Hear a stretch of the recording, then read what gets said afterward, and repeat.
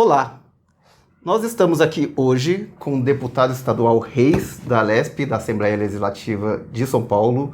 Muito obrigado, deputado, pela sua presença, por estar aqui conosco no Radar nessa entrevista.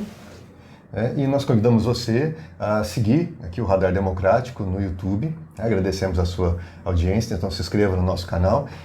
Siga a gente também no Instagram, a gente está no Instagram, no Facebook, o nosso @ é o Radar Democrá.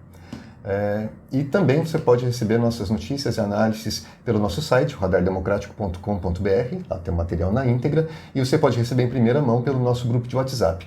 Todos os links você pode ver aqui na descrição desse vídeo. Deputado, o nosso tema de abertura dessa entrevista com o senhor é sobre a questão da segurança pública no estado de São Paulo.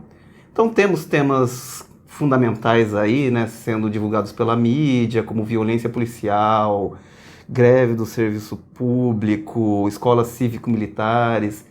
Em relação a tudo isso, o que o senhor acha, o que está acontecendo e, principalmente, o que não estão dizendo por aí acerca dessa questão que envolve violência policial, segurança pública no estado de São Paulo e a presença do governador Tarcísio de Freitas? Bom, primeiro eu quero agradecer o convite, cumprimentar todos os seus internautas, e muito obrigado por ceder espaço para a gente discutir um pouco, que são temas relevantes para a sociedade, a questão da segurança pública. A segurança pública, ela já vem de muitos anos capengando, né? Ela foi sucateada, desmontada pelos governos que passaram, os governos tucanos. Desde 94, eles têm uma lógica de privatizar e de precarizar, né? Que privatizar a polícia é muito difícil, mas eles foram sucateando ela, não fazendo concursos, fechando delegacias, né? Hoje nós temos em São Paulo, por exemplo, das 93 delegacias, apenas 27 funcionam diuturnamente. Uma boa parte das delegacias nos bairros fecham aos sábados, aos domingos, aos feriados. 1/3 das delegacias funcionam. Praticamente, né? E só funcionam em horário de expediente durante dias úteis das demais, né? Então, isso por falta de gente para trabalhar. Nós temos um déficit de cerca de quase 15 mil policiais na Polícia Civil. Faltam delegados, escrivães de polícias, investigadores de polícia, médicos legistas, peritos criminais, fotógrafos policiais, desenhista policial, papiloscopista, auxiliar de papiloscopista, agente policial. Então, são carreiras imprescindíveis ao funcionamento da persecução penal e que hoje você tem esse déficit. Por isso você tem delegacias fechadas e você tem uma destruição na investigação, porque se você não tem um investigador, vários procedimentos que são instaurados, né, crimes que acontecem, ficam ali hibernando por muito tempo. Mas isso é uma política de vários anos, né, deputado? De desmonte da Polícia Civil uma e valorização da ação repressiva da Polícia Civil. Sim, é uma política de muitos anos e que continua na gestão atual, né? A gestão atual ainda, claro, 2 anos é pouco tempo para consertar talvez os 30 anos que os governos que passaram aí foram destruindo, né? Mas nós temos o 23º pior salário do país, a Polícia de São Paulo, então paga um salário muito ruim para os seus policiais, né? Você pega um inicial de um investigador hoje, 3ª classe, líquido, ele vai receber R$ 5.600. Você pega a Polícia Militar, um soldado tem um salário inicial de R$ 4.000, né? Então é muito pouco para o enfrentamento que se faz no dia a dia e para o estresse, que é a atividade de polícia, que você imagina você numa viatura o dia inteiro ouvindo só coisas ruins, né? Porque aquele rádio só irradia o crime, olha, homicídio, rua tal, agressão, violência doméstica, estupro, estelionato. Então é o dia inteiro você só ouvindo o que não presta, só atendendo coisas ruins. Então isso também provoca um adoecimento policial, você tem um adoecimento muito forte, você tem uma taxa de suicídios pandêmica na polícia. A Polícia Civil, 40% a taxa de suicídio, é maior do que na Polícia Militar. O Radar publicou não faz muito tempo, inclusive, uma matéria sobre essa questão de que os suicídios entre as forças policiais é superior do que o número de mortes em operação policial. Exatamente, por conta de toda essa tragédia que é a estrutura de segurança, a falta de investimento, a falta de reconhecimento que tem do governo de plantão, né, com os policiais. Então, é uma situação precária mesmo que nós vivemos. O atual governo, ele chamou cerca de 4 mil novos policiais civis. Mesmo assim, quando ele chama esses 4 mil, você tem vários que estão se aposentando. Hoje nós temos cerca de 6 mil policiais que podem pedir aposentadoria. Pode ir lá hoje e falar, eu quero me aposentar, porque já cumpriu o tempo, a polícia envelheceu muito, né? Já cumpriu o tempo, estão no abono permanência e podem se aposentar a hora que quiser. Você imagina, se você tem um déficit de 15 mil e 6 mil trabalhadores já em condições de se aposentar, ou seja, podemos dizer que nós temos um déficit de 21 mil policiais, né? Porque esses daí já estão aptos para ir embora, né? Já cumpriu o seu tempo, pode ir embora a hora que quiser, né?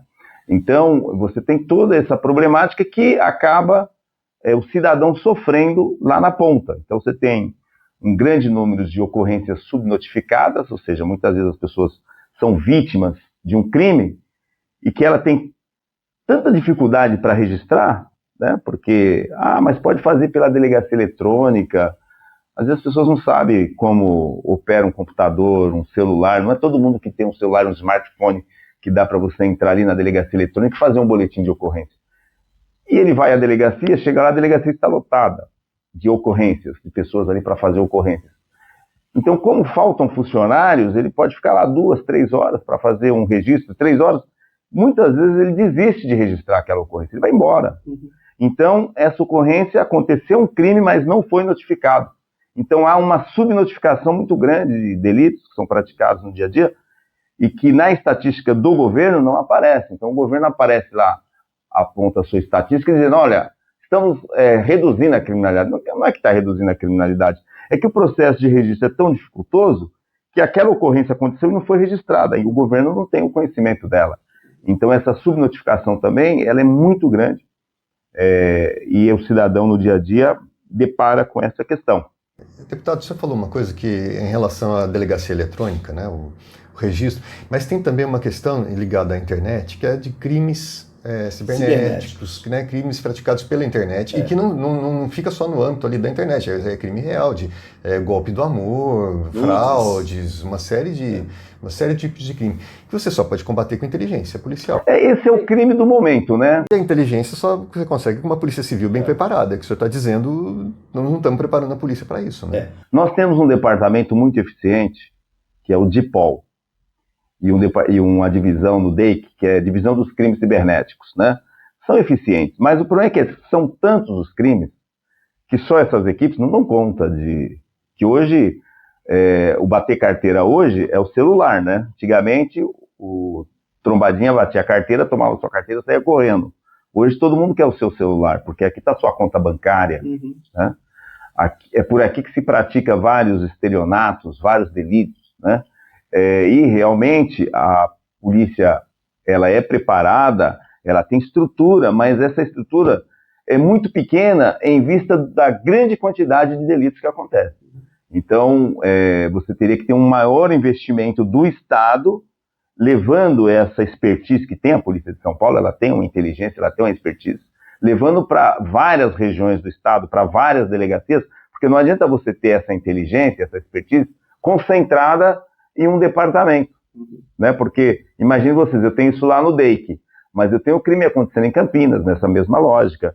Eu tenho esses crimes acontecendo lá em Riolândia, em Votuporanga, em São José do Rio Preto, né? Então você tem que ter uma estrutura de investimento descentralizada naquilo que se refere à inteligência policial e equipamentos, porque para você também investigar esse tipo de crime, você tem que ter equipamentos sofisticados, para identificar ali o IP do computador, do celular, da pessoa que está usando, que está praticando aqueles delitos atrás da internet, né? Você tem crimes que as pessoas estão lá no exterior cometendo aqui no Brasil. Você tem crimes cibernéticos que a pessoa está dentro do presídio e está fazendo extorsão, está praticando esses estelionatos, que a polícia ela tem que se ater mais de ter mais investimento buscando que esses casos sejam solucionados.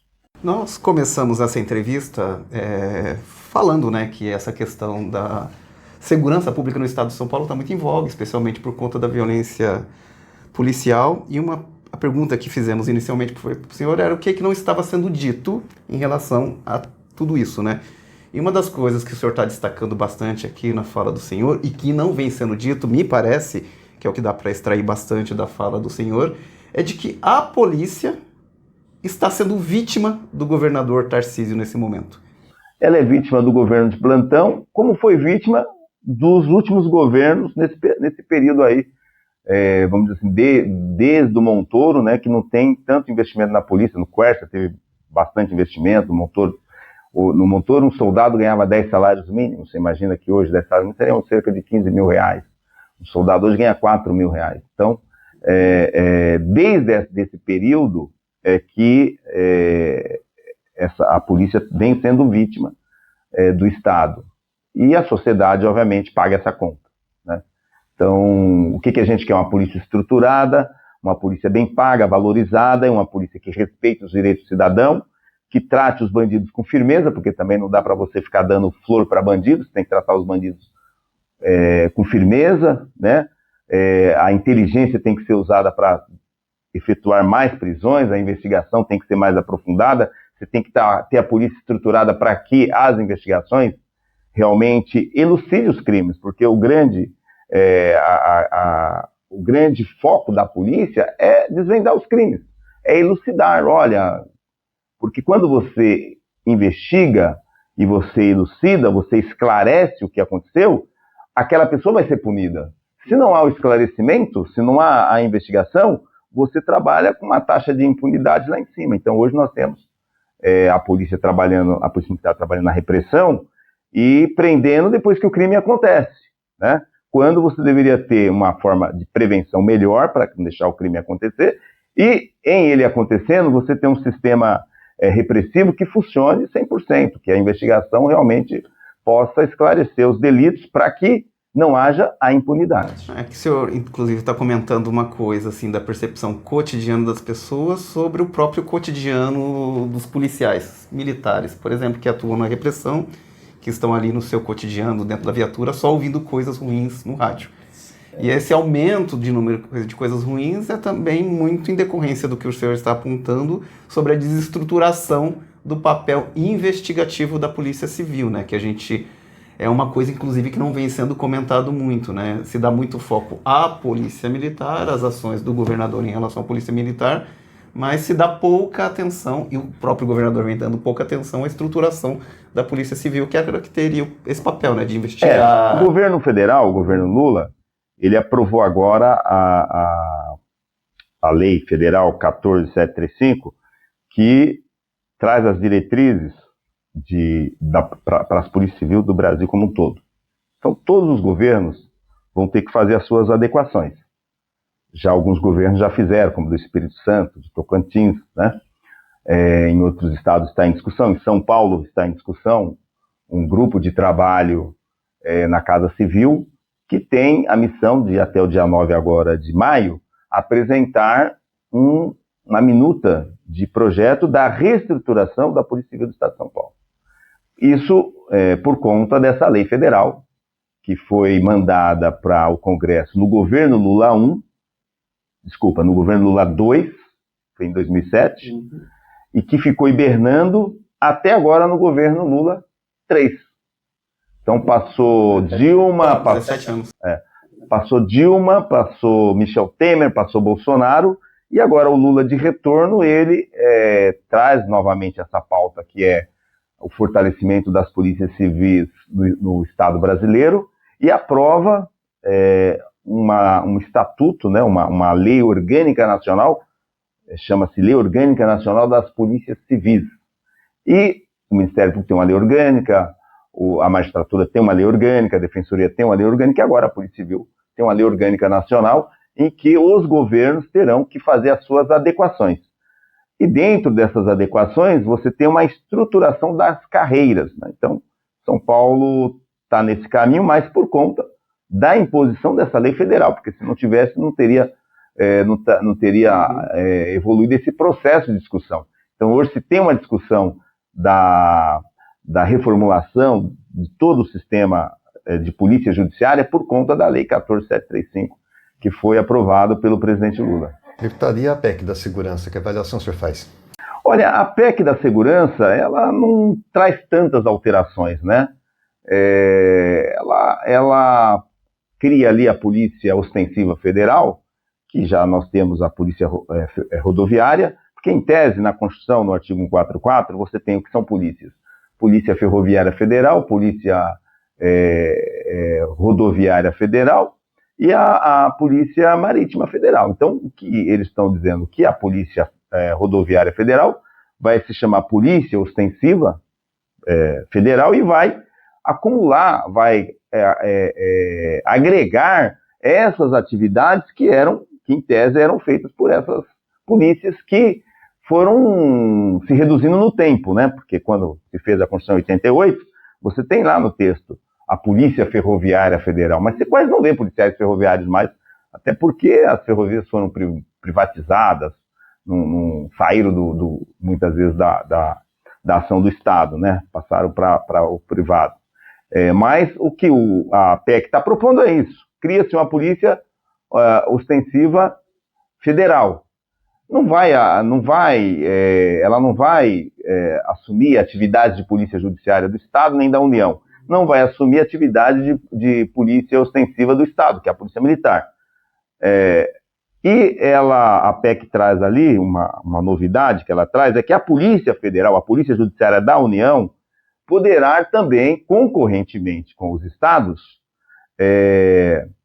fazer as investigações de crimes interestaduais. Então, vão pegar as facções. Então, eles praticam crimes aqui em São Paulo, que tem desdobramento em Minas Gerais, no Paraná, no Rio Grande do Sul, no Rio Grande do Norte, né? Então, essas facções, elas estão em todos os territórios. Não é mais uma facção de São Paulo, né? E do Rio de Janeiro, a mesma coisa. Então, o que a PEC traz é que a Polícia Federal, ela vai poder agir nas investigações desses crimes interestaduais e dos crimes internacionais, que ela já faz, né? Então, essa é a inovação que traz a PEC, mas ela não, ela traz essa inovação e é um trabalho conjunto com as polícias dos estados, né? Esse trabalho de investigação desses crimes interestaduais, praticado por facções, por crimes, organizações criminosas, né?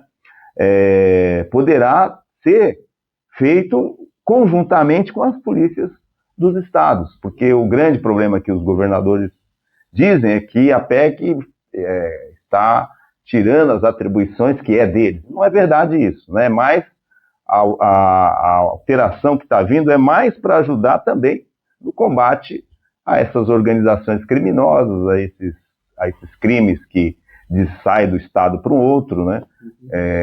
Que a PEC traz. Do contrário, não inova muito, né? A questão da guarda, poder fazer o policiamento ostensivo, já foi um entendimento do Supremo. Não vai mudar para a Polícia Municipal, porque teria que fazer uma alteração também no artigo 144, no parágrafo 8º, mudando de guarda para a Polícia Municipal. E isso, no meu entendimento, agora, ainda não foi interesse do governo colocar isso, porque poderia a PEC trazer já essa alteração. Mas não trouxe. Então, o entendimento do governo é que a guarda continua a guarda, em que pese que ela pode fazer o policiamento ostensivo comunitário, né, que vem de uma ação, de uma lei que foi aprovada na gestão Marta, em 2004. Né? Então, no inciso 1 do artigo 1º dessa lei, 13, se não me engano, 13.866, o número dela, depois vocês podem pesquisar, não lembro o número, mas essa lei foi aprovada na gestão Marta, e ela dizia nesse inciso 1 do artigo 1º que a Guarda Civil Metropolitana poderia fazer o papel dela, o policiamento ostensivo comunitário. E isso acabou que o Ministério Público entrou no TJ e o TJ disse que era inconstitucional. Isso foi tendo recursos, né? A Prefeitura foi recorrendo, chegou no Supremo. E o Supremo decidiu que sim, que a polícia, que a Guarda Civil Metropolitana pode sim. Ela está no sistema de segurança pública e pode fazer o policiamento ostensivo comunitário. A outra coisa que a PEC traz também é que ela constitucionaliza o SUSP, porque hoje o SUSP está por lei ordinária. Então ela traz para dentro da Constituição o Sistema Único de Segurança Pública. São essas, vamos dizer assim, as alterações mais significativas da PEC da Segurança Pública. Queríamos entrar agora também num tema que trata sobre a organização militar e a organização educacional, né? Que aí envolve as escolas cívico-militares aqui no estado de São Paulo. Para a comunidade como um todo, né, tem visto, né, nesse modelo de escolas cívico-militares uma grande alternativa e positiva, justamente porque associa a organização militar ao ambiente escolar, né? Essa visão que a sociedade tem da organização militar, de uma coisa de hierarquia, de respeito, né? Não é nem de hierarquia, né? Está envolvida mais com respeito, se vê como positivo imperar dentro de uma organização escolar. Mas, de tudo que a gente tem visto, né, especialmente aí na gestão Tarcísio, a organização militar, ela padece também de muitas questões, né? Tem aí, dentro da organização militar, o suicídio, né, muito presente, essa desvalorização do profissional militar, a desestruturação, falta de apoio. Então, mesmo a questão da organização militar, ela é bem precária diante de tudo que o senhor está falando. E como que o senhor trataria ou discutiria essa questão, essa relação entre educação e o militarismo por meio da difusão dessas escolas cívico-militares? Olha, esse foi um tema bastante debatido na Assembleia e nossa bancada toda votou contra a escola cívico-militar. Primeiro, nós estamos falando da falência do sistema de ensino, né? O sistema de ensino praticamente está falido. Professores ganham salários indignos, escolas em condições precárias, falta de estrutura, porque o governo é muito tecnológico, vem o governo com uma visão muito de banda larga, de investir em equipamentos eletrônicos, mas a escola não está preparada para isso, né? Nem a escola e nem os alunos, e muitas vezes os professores também. Então o governo ele veio com a lógica que a gente percebe que a qualidade da educação caiu muito no governo Tarcísio, e os resultados das provas mostram isso, né? E a escola cívico-militar é uma questão muito ideológica, né? Então, ou seja, é uma ideologia muito forte da extrema-direita que chegou ao poder em São Paulo. Ou seja, a partir do momento que eles se apropriaram do governo do estado de São Paulo, eles estão trazendo esse conjunto de ideias, né, esse caldo ideológico da extrema-direita para implementar em São Paulo. Embora eu vejo isso mais como um bico para os amigos do governador, um bico muito bem pago, porque um monitor de uma escola cívico-militar vai ganhar mais que um professor, vai ganhar mais que um diretor de escola. E ele já ganha muito bem, porque ele é aposentado. Então você pega lá um coronel aposentado, ganha lá 25, 30 mil por mês. E ele vai poder ganhar mais uns 12 mil para ser monitor de uma escola cívico-militar, né? Então ele põe esse rótulo na escola, aqui é uma escola, não serão todas, né, mas algumas receberão esse rótulo de escola cívico-militar, vai escolher alguns amigos dele lá para ganhar uma grana, alguns indicados dele lá para ganhar uma grana, e vai pagar para esses aposentados, militares aposentados, porque somente os militares aposentados é que ocuparão esses cargos, né? Ele vai colocar esses militares aposentados ganhando mais do que um professor, ganhando mais do que um diretor de escola e pagando com o dinheiro da educação, que é o mais grave. Porque ele aprovou uma PEC que, segundo ele, flexibilizou o uso do dinheiro da educação, e essa PEC previa um remanejamento, ela foi aprovada, um remanejamento de 11,3 bilhões da educação.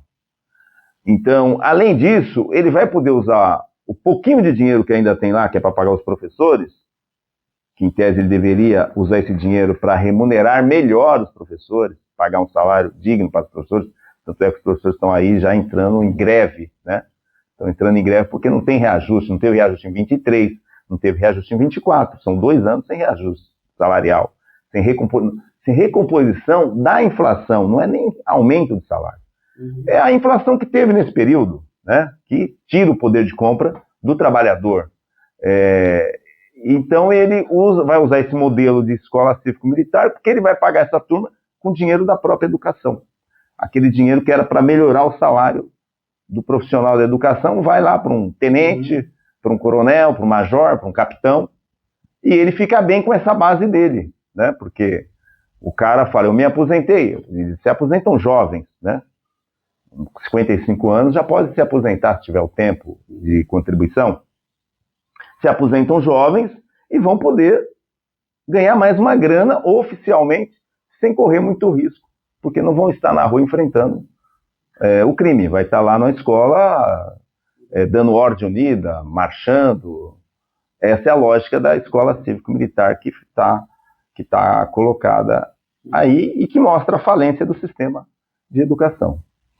Deputado, acho que para a gente fechar essa questão da segurança, mas tem uma questão que é importante, que é sobre o uso de câmeras corporais.